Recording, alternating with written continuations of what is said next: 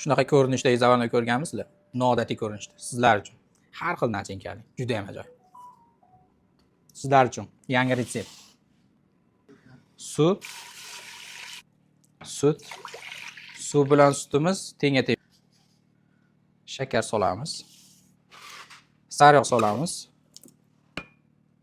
Qaynab chiqishi bilan sirazi un. Unda oz-ozdan solib aralashtiramiz. Tayida sal qatlam hosil bo'ldi. Endi buni mikserga qo'yib sovutib olamiz. Past tezlikka qo'yamiz. Sovib olish kerak. Sovigandan keyin iliq bo'lgandan keyin tuxumni qo'shamiz. Issiqlikda qo'shib bo'lmaydi, tuxum pishib qoladi. Tuxum sarig'i bilan oqi birgalikda sal pasaytirib olamiz.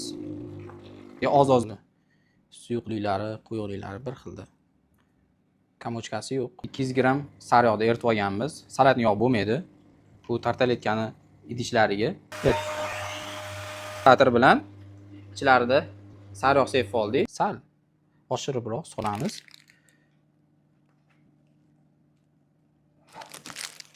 Ikki xil gradusda pishadi.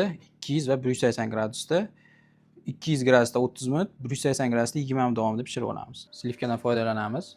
1 kilo, yarim kilo moloko, ozgincha vanilin. Muzdek bo'lishi kerak, o'shanda vijrab qolmaydi. O'rta tezlikda yaxshilab oppoq qilib ko'pirtirib olamiz. Oppoq bo'lib ko'pirish kerak. Bundan to'ldirib chiqamiz.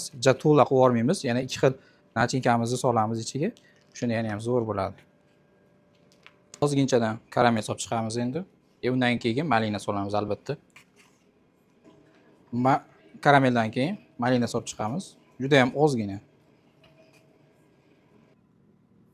Ustilariga saxni pudri sepib olamiz, yana teramiz. Yana xuddi shunaqa qilib sepamiz.